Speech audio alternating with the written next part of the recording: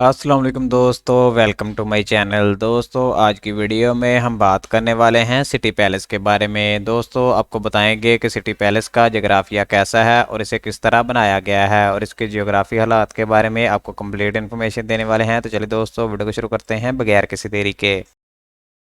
दोस्तों अगर बात करें सिटी पैलेस जयपुर को कब बनाया गया, तो दोस्तों इसको बनाने का काम 1729 में शुरू हुआ था और दोस्तों ये तकरीबन 3 साल में बनकर तैयार हो गया। यानी कि दोस्तों इसकी तामीर 1732 में मुकम्मल हो गई थी। दोस्तों अगर बात करें इस खूबसूरत महल के स्टाइल के बारे में, तो दोस्तों इस महल को देखते ही आपको यूरोपियन स्टाइल और मुगल अंदाज इसमें भर भर के मिलेगा, क्योंकि दोस्तों ये इंतहाई खूबसूरती से दोनों स्टाइल को कॉपी करके बनाया गया है। दोस्तों अगर बात करें इस महल की तमीर में इस्तेमाल होने वाली चीज़ों के बारे में, तो दोस्तों इस महल को इंतहाई खूबसूरत लाल और गुलाबी सैंडस्टोन से बनाया गया है, जो कि उस वक़्त तकरीबन बहुत ही महंगा स्टोन समझा जाता था। दोस्तों इस पत्थर में इंतहाई उम्दगी से बहुत ही बारीकी से कटाई करके बहुत ही खूबसूरत डिज़ाइन बनाए गए हैं, जो कि देखने वालों को अपनी तरफ राग़िब करते हैं। और दोस्तों देखने वाले भी दाद दिए बगैर नहीं रह सकते, क्योंकि इस वक्त इस बारीकी से कटाई करना और खूबसूरती से नक्काशी करना बहुत ही मुश्किल काम था। दोस्तों अगर बात करें इस महल के बारे में, तो दोस्तों इस सिटी पैलेस की इमारत को दो हिस्सों में तकसीम किया गया है। यानी कि दोस्तों इस पैलेस में दो मज़ीद महल बनाए गए हैं। पहले महल का नाम है चंद्र महल और दोस्तों दूसरे महल का नाम है मुबारक महल।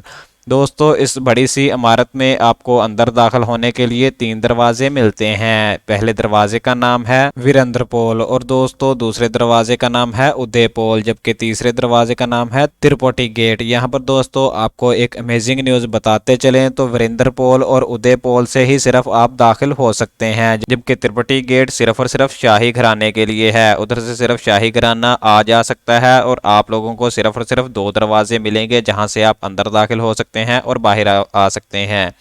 दोस्तों इस इमारत को मज़ीद बहुत से हिस्सों में तकसीम किया गया है, दीवाने ख़ास और एक दीवाने आम। दोस्तों जैसा कि आप सब लोग जानते हैं कि दीवाने आम वो जगह होती है जहां पर बादशाह अपनी आम आवाम के साथ बैठकर बातचीत करता है। यानी कि दोस्तों वो जगह जहां पर खुली कचहरी लगाई जाती है और आम आवाम आकर अपने बादशाह से अपनी मसाइल की बुहार लगाते हैं और बादशाह इन मसाइल को हल करते हैं और अपनी आम आवाम की मुसीबतों से इनकी जान छुड़वाते हैं। और दोस्तों रवायती महल्लात की तरह इसका भी एक दीवाने ख़ास है, जहां पर ख़ास लोग आकर बैठते हैं। यानी कि ये वज़ीरों के बैठने की जगह है।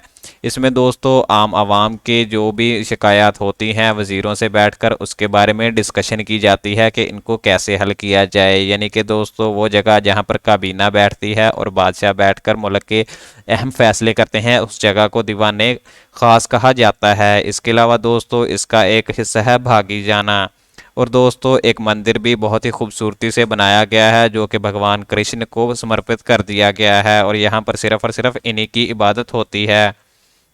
और दोस्तों यहाँ का सबसे खूबसूरत जगह है महारानी महल, जो कि इंतहाई उम्दगी से बनाया गया है और बनाया भी क्यों ना जाए, आखिर ये महारानी का महल है।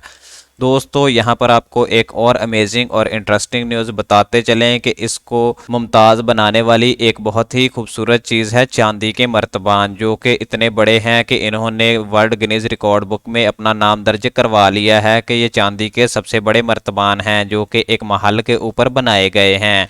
दोस्तों ये देखने वालों को अपने अंदर राग़िब करते हैं और देखने के लिए मजबूर कर देते हैं। और दोस्तों ये आज तक के सबसे बड़े चांदी के मर्तबान हैं जो किसी महल में लगाए गए हैं। इसके अलावा दोस्तों इसको इंतहाई खूबसूरती से सजाया गया है और इसको सजाने के लिए हाथी के दांत तक इस्तेमाल किए गए हैं। और दोस्तों इसमें अब पुराने वक्त के हथियार, बंदूकें, तोपें, उस वक़्त के बादशाहों के इस्तेमाल किए गए कपड़े और बहुत सी चीज़ें रखी गई हैं, जो कि इंतहाई खूबसूरत हैं और देखने वालों को अपने अंदर समा लेती हैं। दोस्तों अगर आप इस वक्त यहाँ पर जाना चाहें तो इसकी टाइमिंग फिक्स है। ये सुबह 9 बजे खुलता है और 5 बजे आम पब्लिक के लिए इसे बंद कर दिया जाता है। इसके अलावा दोस्तों अगर आप वहाँ पर जाना चाहते हैं और आप एक हिंदुस्तानी हैं तो आपको सिर्फ और सिर्फ 75 रुपये टिकट अदा करना होगी। लेकिन दोस्तों अगर आप फॉरेनर हैं तो आपको यहाँ पर जाने के लिए 300 रुपये टिकट अदा करना पड़ेगी। अगर आपके साथ बच्चे हैं तो आपको बच्चों की 40 रुपये टिकट अलग से अदा करनी पड़ेगी। और अगर आप इस खूबसूरत महल में जाकर फोटोग्राफी और वीडियो बनाना चाहते हैं तो इसके भी आपको अलग से पैसे देना पड़ेंगे, जो कि आपको इसकी इंतज़ामिया को जमा करवाने होंगे।